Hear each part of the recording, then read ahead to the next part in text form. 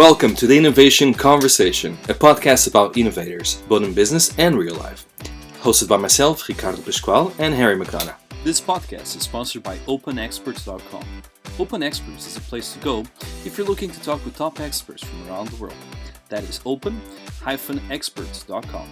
This podcast is also sponsored by startupnetworks.co.uk.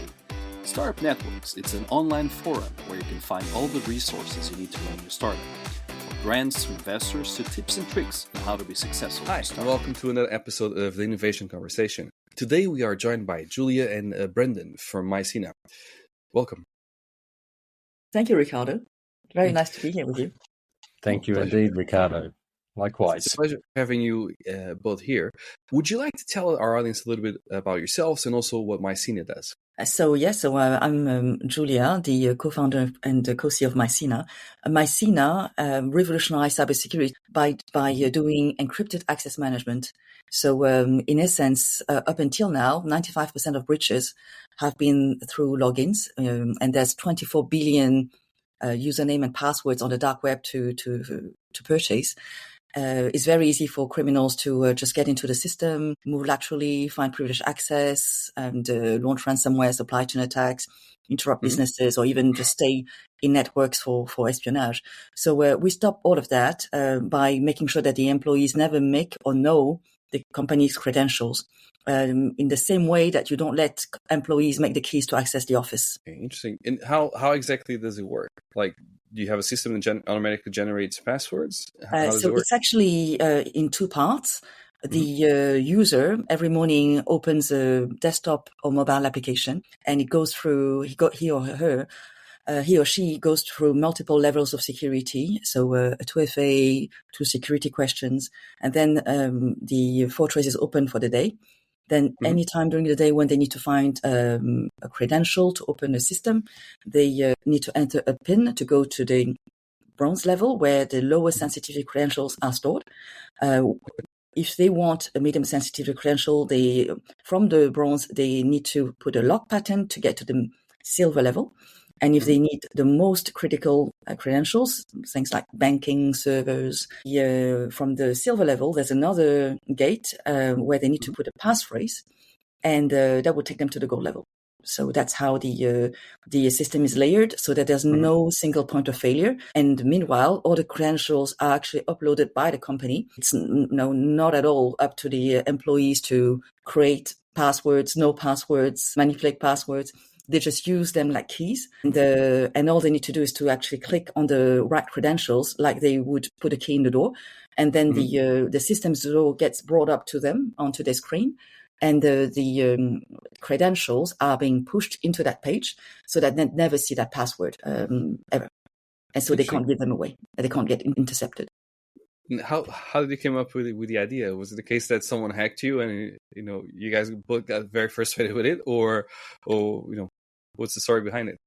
So the story behind it is I was struggling with my passwords since the late 90s. I was still a student at that time, and I just never understood, being a math graduate, why people were putting all the eggs in the same basket behind a single door. So a single access, whether it's a master password or master identity, using single sign-on, IAM or PAM. I just couldn't, wrap my head around it, and so for decades I was struggling, trying to find a solution for myself. And then on a family trip to MyCena, the ancient Greek city, I saw how the ancient Greeks, 3,000 years ago, have actually protected the cities for centuries through layers of security. And then, bang! It dropped on me that there was a mathematical solution there that could really work for my problem. And so it took a couple of years to just make sure that the math was correct, that there was no other way of doing it, patent the solution, and then we went out to develop it. And very quickly we started working with real enterprise customers to really understand their needs and make it very easy to use, implement, deploy, and integrate with the existing tech stack. Interesting. And what type of customers are you getting? Is it industry agnostic, or was it focused on just one type of industry? So we, when the product was built, we're working with clients across 18 sectors, actually, because, people say we really need this.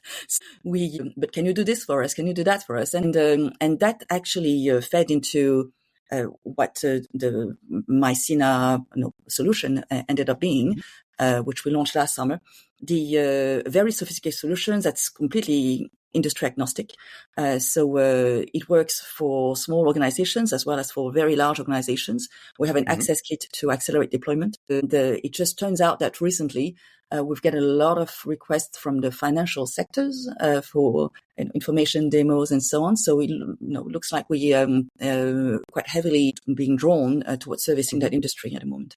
But if you take a step back for a moment, I mean, anyone who routinely accesses internet has got issues, cybersecurity issues, and that's both enterprise and private consumers. And in the world today, there's more than 300 million enterprises, and they're employing more than 3.5 billion end users. And at the same time, on the personal side, you've got more than 4.5 billion private individuals who are routinely accessing internet. Now, all of these people are under threat from a cyber attack. All of them need protection, all access typically through digital doors that need proper security. And MyCena is relevant to all of those cases. So it's completely, broadly agnostic, all sectors, all enterprises of all shapes and sizes, both public and private. Ultimately, that's the end audience, the end market for MyCena. Interesting. And how, when you go to market with this solution, do people ever tell you, this is exactly what we were looking for and it's absolutely brilliant, or you get a lot of pushback from the market overall? Hopefully it's the first one, right? Actually, what we get is that people really get it.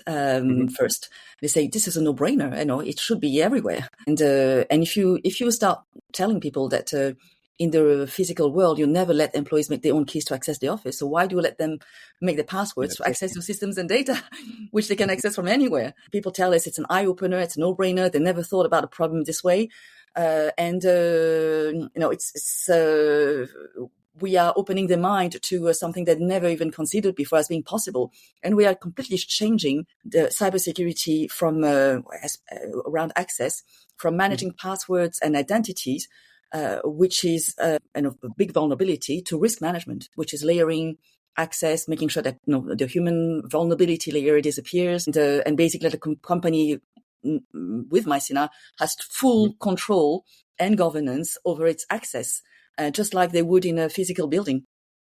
Interesting. No, it makes a lot of sense, actually. And I guess, like everyone else, I also struggle with a lot of passwords, and I also struggle with how can I share these passwords without being a risk for my organization? Because sometimes you have a shared password, but actually, how many people have that password, and then you end up putting a lot of trust on that individual not to share their password.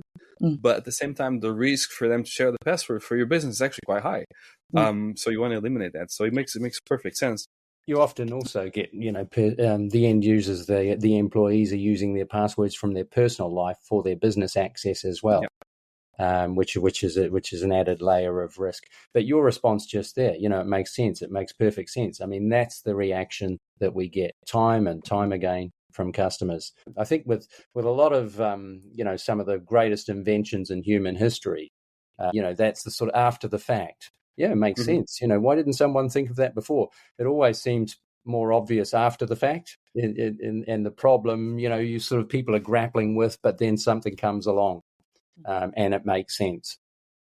So what we make sure during our R&D development with customers is that it integrates really well with the environment, so there's no infrastructure change. And because it's so easy to deploy and to use for the users, so for example, a typical user, let's take a bank employee for example.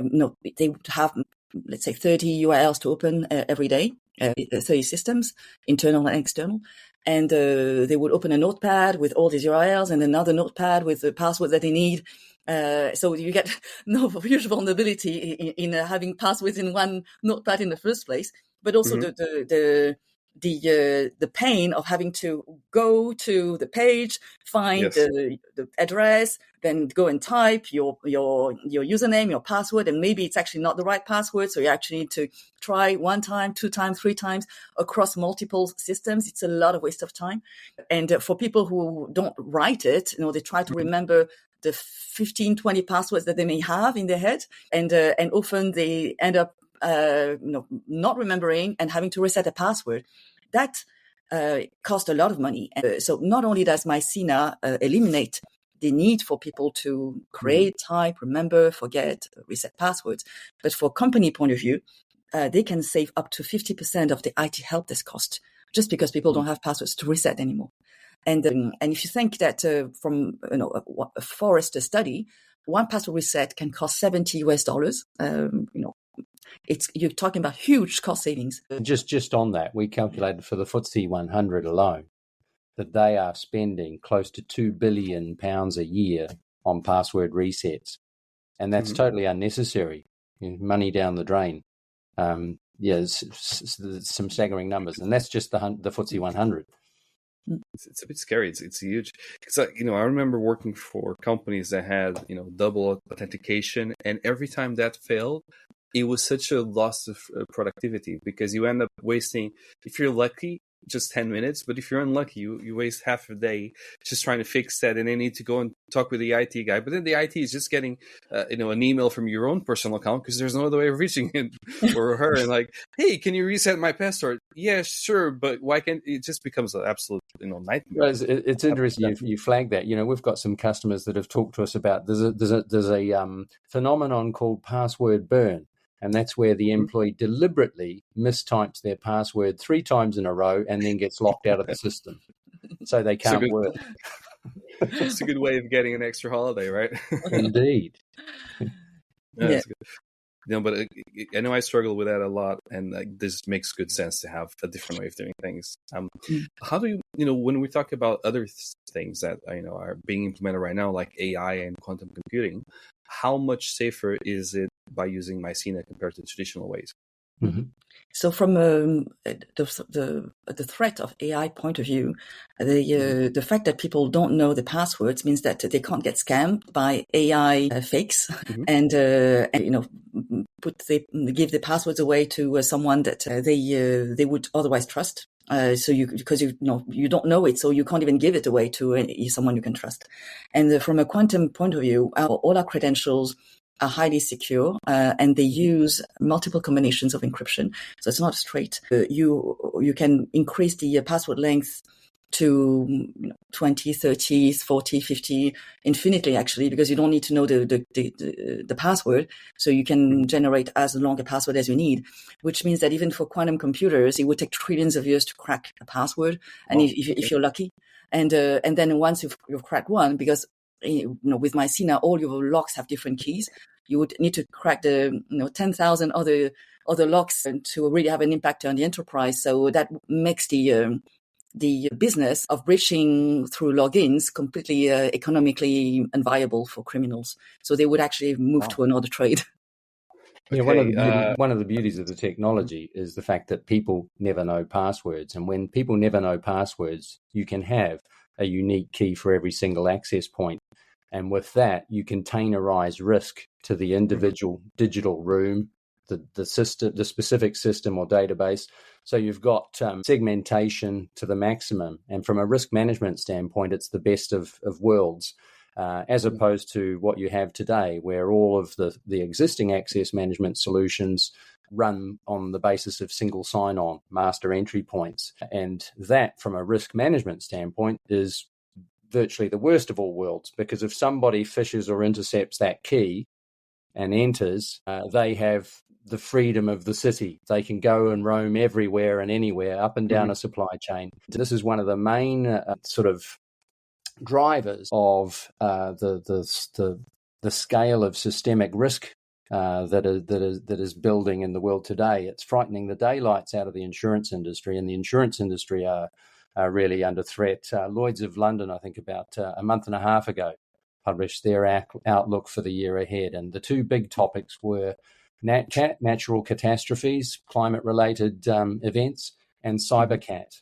And I think in that presentation, they spent more time talking about CyberCat, cyber catastrophe, these systemic risks. Lloyd's of London have now published a report in October of last year where they said one single breach, one entry, because of single sign-on and this consolidation of risk behind single entry points could lead to $3.5 trillion catastrophe event.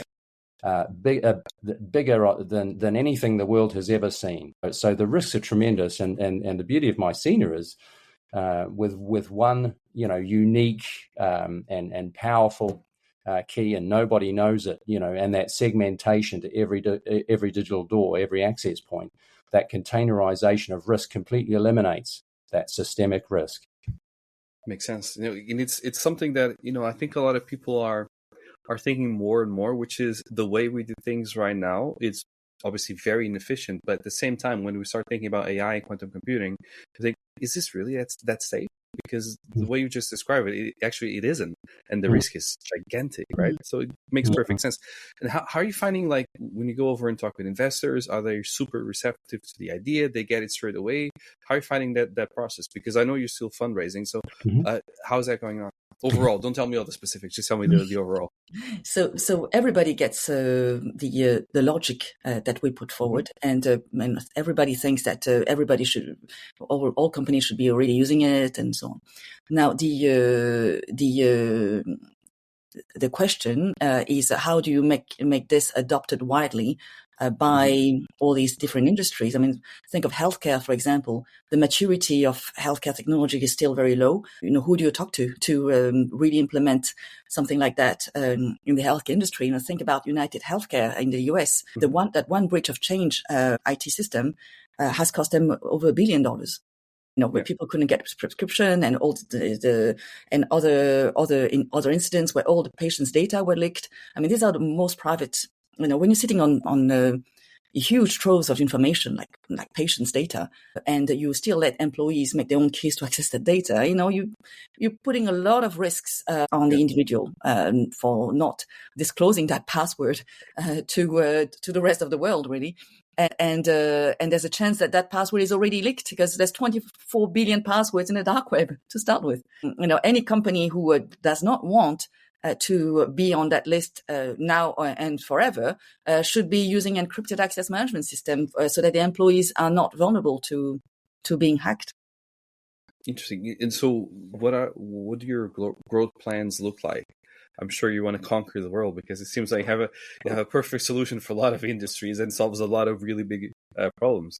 Mm-hmm. Yeah, I wouldn't, use the phrase "conquer the world." I would use the phrase. It's much more about our mission is to put an end to cybercrime, and when 95% of all breaches are a consequence of that human factor, the fact that people know passwords or use their identity to access, and the problems being amplified through single sign-on solutions. We take all of that away, and it's that mission to tackle that fundamental root cause problem, 95%, and solve that is what drives us. That's the mission. But yes, when you take a step back and look at that mission and the scope and scale, and I mentioned earlier, over 300 million companies in the world, 3.5 billion employees, 4.5 billion private end consumers.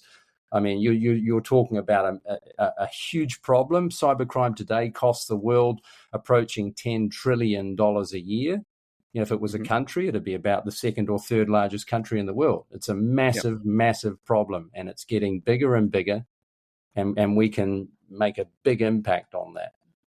So on the question of how do we protect the world, was probably the right word, we're actually getting a lot of people who want to join the adventure, whether it's distributors, partners, influencers in the industry. Thinking about, in particular, the financial services industry, because we're based in London and meeting a lot of people here. A lot of people know that this is a critical issue, and they want to help, join, use the influence, connect us with the right people.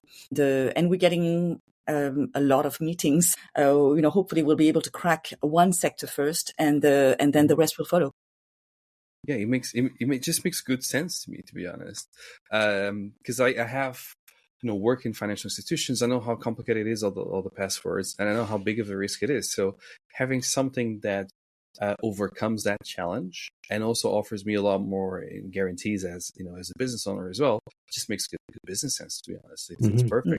And I'm guilty of that, of having the same password across multiple completely different things, which I shouldn't, but that's kind of how I operate. But on that note, actually, what is not talked enough is that once a company gets breached, because people are using, as you said, the same password across the professional personal life, that has a big impact on their personal lives, because all the accounts on the personal side can get breached as well, putting their identity at risk. And that's something that people don't talk about. The responsibility of the company to actually protect the employee as well from the risk of cyber breaches in their personal lives.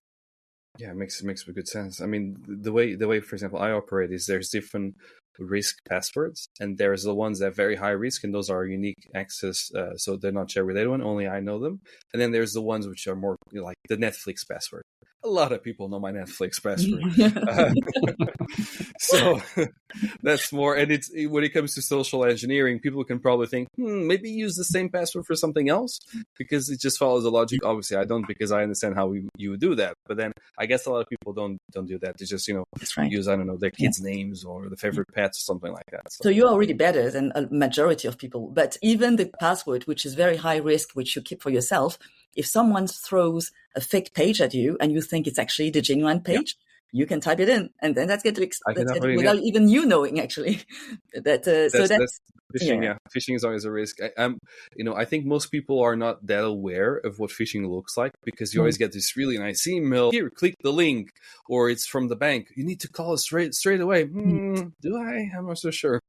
You touch on, and again, the fact that people know their passwords, and the number one threat vector is phishing, and followed by social engineering. I actually read a report this morning from ICO, the information here in the UK, and they were stating that 91% of enterprises in the UK last year all suffered phishing attacks. I mean, phishing it's the number one threat vector, and 95% of all data breaches, again, are related to passwords. Cyber criminals don't have some sort of master capability beavering away in the basement in the dark with a hoodie on, trying to decrypt or somehow find some entry point. Their craft is theft. They steal keys and open doors with the keys they've stolen. That's it. It's in the digital space, but that's their craft. It's theft of keys. So you're trying to tell me that email I got last week from the Nigerian space program, where an astronaut was lost in space, and they only needed me to transfer $100, and then I'll get a couple million in gold bars. That's completely fake. Then there you go. Food for thought. Then. Well, with AI, soon you won't be able to spot, plastered in your face scams. It's going to be much more subtle. Yes, and it's already becoming a lot more subtle, like a voice AI pretending to be, someone who's related to you in distress. We've seen that a lot in the news, and that CFO who transferred, is it $100 million, Hong Kong dollars, I think, to after a Zoom call with 9 other AI, which were all generated. That is a brilliant technique, though. If you think about it, that's a lot of. You got to give credit to the thief, though. That's quite hard to do, I guess.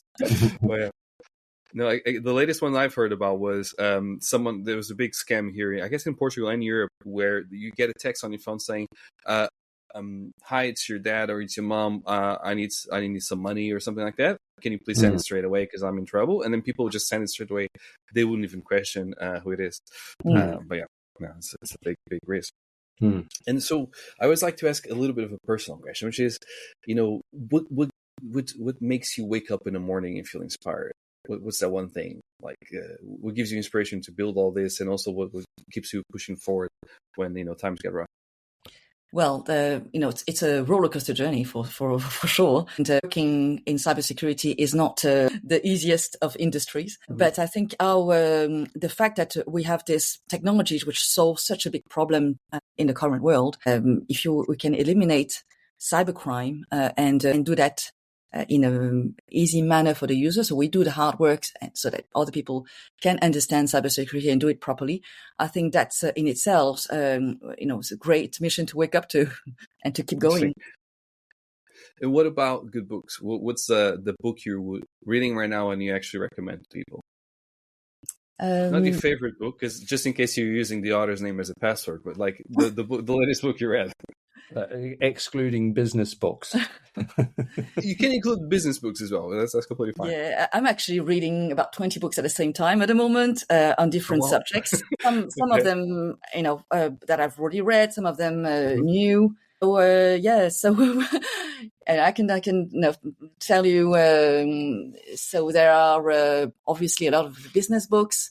But there's also a book on Leonardo da Vinci, which is his legacy. And it encompasses all of his discoveries in optics, in flying, in water, in weapon making. Very, very interesting for an innovator to actually read that. I'm revisiting The Innovators as well. I think it's a book by Walter Isaacson. And a few others on business and marketing. When times are really, really, it's more on the personal level, but when things get really, really rough, what's the one thing that pops in the back of your mind? That great message, that one that says, I got this, so I can still do this, or, screw you, I'm still going to go ahead with this because I'm incredibly stubborn. Like, what's the one thing that pops in your mind? I think it's a support network that we have, the family, the friends, all the people around you who encourage you. I think, if people didn't believe in you, I think it would be really tough. But in our case, and everybody thinks that this is brilliant, what we've done is brilliant. And I think when the times get tough, you have to remind yourself that you should be proud about what we've done, about the mission. And this is going to be, the solution can really transform the world. So, it's really worth the efforts and all the drive. We're also driven by the people pushing us. Yeah, and I would perhaps just add that there's nothing unusual about that. So I think recognizing the journey that you're on, rather than the moment in time or the content of the moment, and not losing sight of your journey, your trajectory, the path. And, both with the business, with whatever it is that you're working on technologically, commercially, but also your life journey and the things that you really deep down care about, your own personal sort of values and frameworks for life, not losing sight of that, I think really helps, and sort of anchoring on that, and a lot of these experiences, the highs, the lows, particularly the lows when things get tough, like you say, it's not unusual. if you jump in that deep lake, there's going to be highs and lows, so a lot of these experiences, so recognizing that and just saying, I shouldn't be surprised that things are tough. I've got to keep pushing through. Persistence, persistence, belief in what you're doing, and don't give up. So in terms of state-sponsored attacks, how would MyCena help? So we've heard many governments, the UK, the US, France, saying that nation states have actually sponsored criminals to get into critical infrastructure systems, including water, energy, and waste, and all sorts of societal critical sectors, and maintaining persistent access, so unauthorized persistent access. MyCena, if you change all the locks within the systems of the critical infrastructure, you would be able to kick away all of those malicious actors straight away, because they don't have the keys anymore, and because no one knows the keys, so they certainly wouldn't have them. Interesting. So, if you belong to some type of government, just be on the lookout. Definitely a very good solution, because I think that's a big problem. I spoke with a lot of people very much into AI, and they told me that their biggest risk and the thing that keeps them up at night is the fact that you can have state-sponsored attacks on a lot of things. So by having your solution implemented, you won't have that risk anymore, which is pretty good. People can sleep. Actually, regarding AI, because of the information that they use, that they harvest, the trove of information that's sitting on to train the AI models, the LLMs, you would really push for more security on who has access to those AIs. And at the moment, I'm sorry, it's the employees who actually make the keys to access all of those data, which makes it pretty scary for the rest of us, who a lot of people are actually using the co-pilots and other AI, putting company information, thinking that they're safe, but they're not. 95% of breaches are logins. So anybody who's sitting on any sensitive information, critical infrastructure, healthcare, banking, AI, should definitely make sure that they control the locks and keys. If people want to reach out to you, how can they do so? They can send us an email, I suppose, and we'll pick it up. So if it's business related, it will be contact@mycena.co. MyCena, ICENA. Thank you. Wonderful. Thank you so much for your time. I really appreciate it. It's been a pleasure having you here. Yeah. Thank you so much, Likewise, Ricardo. Thanks very much. All right. So this podcast is also sponsored by startupnetworks.co.uk. Startup Networks, it's an online forum where you can find all the resources you need to run your startup, from grants to investors to tips and tricks on how to be successful in your startup. This podcast is sponsored by openexperts.com. Open Experts is a place to go if you're looking to talk with top experts from around the world. That is open-experts.com.